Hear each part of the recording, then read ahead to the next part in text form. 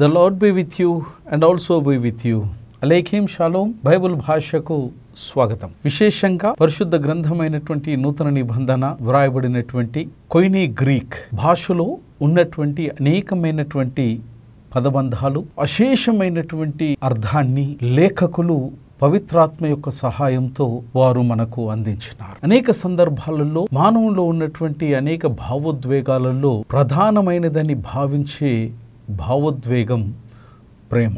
ఇటు ప్రేమ అన్నటువంటి భావోద్వేగానికి నూతన నిబంధన రాయబడినటువంటి కొయినీ గ్రీక్ భాషలో 4 పదాలను గ్రంథకర్తలు ప్రస్తావించటం గమనార్హం. ఈ 4 పదాలు క్రైస్తవ విశ్వాస సమాజంలో విశ్వాసులకు ఉన్నటువంటి అత్యున్నతమైనటువంటి భక్తి భావానికి నిదర్శనంగా, వారి యొక్క భగవంతునితో కలిగి ఉన్నటువంటి అనుబంధానికి సూచికగా ఉద్దేశించడానికి ఈ 4 గ్రీకు పదాలైనటువంటి ప్రేమ అనే తెలుగు పదం, లవ్ అనే ఆంగ్ల పదాన్ని 4 గ్రీకు పదాలతో సంబోధించినారు.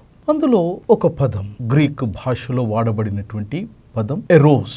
ఎరోస్ అన్నటువంటి ఈ గ్రీక్ పదం యొక్క భావము ఇది శారీరకమైనటువంటి ప్రేమను సూచిస్తుంది, లేదా మానవుని యొక్క లైంగికమైనటువంటి కోరికలను సంబోధిస్తుంది.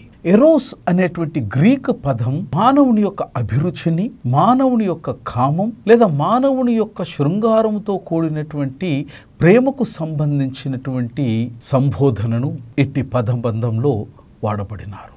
ఉదాహరణకు ఎరోస్ అన్నటువంటి ఈ గ్రీకు పదానికి ప్రేమికుల మధ్య ఉండేటువంటి ప్రేమగాను, ఎరోస్ అన్నటువంటి ఈ గ్రీకు పదానికి లైంగికంగా ఒకరితో ఒకరు ఆకర్షితులయ్యేటువంటి వ్యక్తుల మధ్య ఉండేటువంటి ఇంద్రియ ప్రేమగా బైబిల్లో ఈ ఎరోస్ అనేది వైవాహిక ప్రేమకు పర్యాయ పదంగా ఉంది. ఇది మానసిక శాస్త్రంలో sometimes it is also used, eros is also used to refer to sexual desire or the libido. రెండవ గ్రీకు పదం ప్రేమను సంబోధించడానికి, ప్రేమను వ్యక్తపరచడానికి వాడబడిన రెండవ గ్రీక్ పదం ఈస్ అగాపే. ఈ అగాపే అనేటువంటి గ్రీక్ పదానికి ఇవ్వబడినటువంటి అర్థం ఏంటి అనంటే షరతులు లేకుండా లేక నిర్నిబంధమైనటువంటి ప్రేమ. నిర్నిబంధమైనటువంటి ప్రేమ. అగాపే అనగా త్యాగపూరితమైనటువంటి ప్రేమ. అగాపే అనగా నిష్కామ కర్మతో అనగా ప్రతిగా తిరిగి ఏది ఆశించకుండా తనకు ఉన్నటువంటి సమస్తమైనటువంటి సేవను త్యాగముగా నుంచి ఇతరులకు యోగక్షేమాల కొరకు ఇచ్చేటువంటి సేవపూరితమైనటువంటి ప్రేమగా మనం చూస్తాం. Agape has also been defined as the selfless love, where the human being or the person feels for strangers and humanity as whole. ఈ అగాపే ప్రేమ తరచుగా షరతులు లేనిదిగాను, త్యాగపూరిత ప్రేమగాను నిర్వచింపబడింది. అగాపే ప్రేమ ఏ ప్రతిఫలాన్ని ఆశించకుండా చేసేటువంటి సేవకు నిర్వచింపబడినది. అగాపే ప్రేమ యావత్ మానవ విశ్వలోక కళ్యాణార్థమై చేసేటువంటి నిస్వార్థమైనటువంటి ప్రేమకు ఇది అర్థాన్ని ఇస్తుంది. ఇటు అగాపే ప్రేమ క్రైస్తవ పవిత్ర గ్రంథంలో ఆది నుంచి అంతం వరకు, ఆది కాండం నుంచి ప్రకటన గ్రంథం వరకు దేవుని యొక్క నిస్వార్థపూరితమైనటువంటి నిర్నిబంధమైనటువంటి అన్కండిషనల్ ప్రేమను ప్రతి తలంలో, ప్రతి వాక్యంలో, ప్రతి లేఖనంలో అది ప్రతిబింబించబడుతున్నది. ఇటు అగాపే ప్రేమను గురించినటువంటి సంబోధన చాలా ప్రాముఖ్యంగా యేసుక్రీస్తు ప్రభుల వారు, పరిశుద్ధుడైనటువంటి పేతురు వీరిరువురి మధ్యలో జరిగినటువంటి చివరి సంభాషణలో ప్రస్తావించబడినది. యోహాను సువార్త 21వ అధ్యాయం 15 నుంచి 19 వచనాలలో ఇటు అగాపే ప్రేమ యొక్క ప్రశస్త్యాన్ని మనము ఈ పదకోశములో పరిగణించి దాని ప్రతిఫలాన్ని, దానిలో ఉన్నటువంటి పరమార్థాన్ని మనం ఆస్వాదించగలుగుతాం. ముమ్మారు యేసుక్రీస్తు ప్రభుల వారు పేతురుతో మాట్లాడుతున్నప్పుడు, డూ యూ లవ్ మీ, నువ్వు నన్ను ప్రేమిస్తున్నావా, నీవు నన్ను ప్రేమిస్తున్నావా, నీవు నన్ను ప్రేమిస్తున్నావా పేతురు అని అన్నప్పుడు 2 సార్లు తెలుగులో, ఆంగ్ల తర్జుమాలో ఐ లవ్ యూ లార్డ్ అన్నటువంటి పదం తర్జుమా చేయబడినది. కానీ వాస్తవికంగా గ్రీకు భాషలో రెండుసార్లు డూ యు అగాపే మీ పీటర్ అని ఆదిదేవుడు పరంజ్యోతి అయినటువంటి యేసుక్రీస్తు దేవుడు పేతురును అడిగినప్పుడు ఐ ఫీల్ యూ అన్న సమాధానం ఇచ్చినాడు పీటర్. రెండవ మారు కూడా దేవదేవుడు పేతురును అడిగినాడు, డూ యు అగాపే మీ పీటర్? వెంటనే పేతురు గారు ఏమన్నారంటే ఐ ఫీల్ యూ లార్డ్ అని అన్నారు.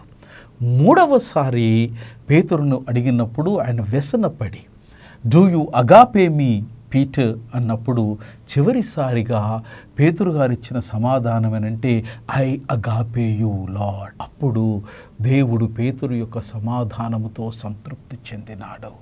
పేతురు ఏ స్వార్థ చింతన లేకుండా తన యొక్క దేహాన్ని, ఆత్మను, ప్రాణను, మనసును, జీవితాన్ని సంపూర్ణంగా ప్రభువు కొరకు, సంపూర్ణంగా పరిశుద్ధ సంఘము కొరకు, ప్రభు యొక్క సంకల్పం కొరకు ఆహుతి అయినటువంటి తన్ను తాను అర్పించుకున్నటువంటి ఒక యజ్ఞముగా పేతురు తన యొక్క మాట యొక్క నిర్వచనాన్ని అక్షరార్థంగా జీవించి చూపించగలిగినటువంటి మహనీయుడు. మూడవ పదం గ్రీకులో వాడబడినది స్టోర్చ్ అన్నటువంటి పదం వాడబడినది. ఈ స్టోర్చ్ అనేటువంటి గ్రీకు పదానికి it's something like familiar love. స్టోర్చ్ is the natural love that family members have for one another. కుటుంబ సభ్యుల మధ్యలో ఉండేటువంటి ప్రేమానుబంధాలను, అనురాగాలకు ఈ స్టోర్చ్ అనేటువంటి పదాన్ని ఆపాదించబడుతున్నది. ఇది తల్లిదండ్రులు తమ పిల్లల పట్ల మరియు దానికి తోబుట్టువులు ఒకరి పట్ల మరొకరు భావించే ప్రేమను, మరియు తాత మనమల మధ్యలో లేదా మేనకోడలు మామల మధ్యలో, సుదూర బంధువుల మధ్యలో ఉన్నటువంటి ప్రేమానుభవాన్ని నిర్వచించడానికి ఈ స్టోర్చ్ అనే గ్రీకు పదం వాడినది. మంచి ఉదాహరణలు నోవహు కుటుంబం గురించి, యాకోబు కుటుంబాన్ని గురించి, మరియా మార్త తమ్ముని మధ్యలో ఉన్నటువంటి అక్క తమ్ముళ్ళ అనుబంధాన్ని గురించి మనం చూస్తాం. నాలుగవ పదం ఫీలియా అనేటువంటి గ్రీకు పదాన్ని వాడబడినది. ఈ ఫీలియా అన్నటువంటి గ్రీకు పదం అనేక మంది క్రైస్తవ విశ్వాసంలో, క్రైస్తవ సమాజంలో క్రైస్తవులు ఒకరితో మరొకరిని ఆదరించుకొని బైబిల్లో సన్నిహితమైనటువంటి ప్రేమను నిర్వచించడానికి ఇటు పదం వాడబడింది. ఫీలియా అన్నటువంటి ఈ పదం లోతైనటువంటి స్నేహాలలో కనిపించే శక్తివంతమైనటువంటి భావోద్వేగ బంధాన్ని వివరిస్తుంది.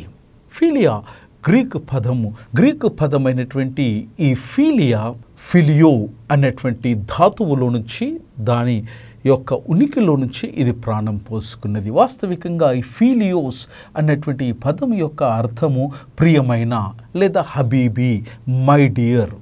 ఒక స్నేహితుడు లేదా వ్యక్తిగతమైనటువంటి వాడు లేదా సన్నిహిత మార్గంలో ఉన్నటువంటి వారు, ఆప్యాయతలో, సన్నిహిత బంధంలో విశ్వసనీయమైనటువంటి ప్రియమైనటువంటి వారు.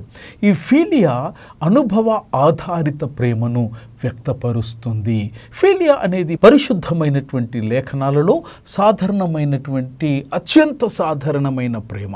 తోటి మానవుల పట్ల చూపేటువంటి ప్రేమ, తోటి మనుషుల పట్ల చూపేటువంటి శ్రద్ధ, అగుపరిచేటువంటి గౌరవం మరియు అవసరమైనటువంటి వ్యక్తుల పట్ల కరుణ, విశ్వాసులను కలిపే సోదర ప్రేమ భావాన్ని గుర్తించగలుగుతుంది. క్రైస్తవ మతానికి పునాది ప్రత్యేకమైనటువంటి పదంగా ఇట్టి పదాన్ని యేసుక్రీస్తు ప్రభుల వారు యోహాను సువార్త 13వ అధ్యాయం 35వ వచనంలో దీనిని వాడకములో చేసినట్టు మనం చూడగలుగుతాం. ఈ గ్రీకు పదబంధంలో 4 పదాలు ప్రేమ కొరకు సూచింపబడినాయి, పరిశుద్ధ లేఖనములో వాడబడినాయి. మొదటి పదమైనటువంటిది ఎరోస్. ఇది భౌతికమైనటువంటి, శారీరకమైన ప్రేమను సూచిస్తుంది. రెండవ పదమైనటువంటిది అగాపే.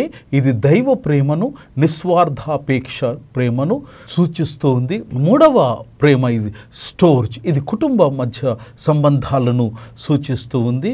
4వ ప్రేమ ఫీలియా. ఇది క్రైస్తవులు ఒకరి పట్ల ఒకరు ఆచరించేటువంటి బైబిల్లోని సన్నిహిత ప్రేమలో సూచిస్తుంది. దేవుడు దీవించును గాక. ఆమేన్.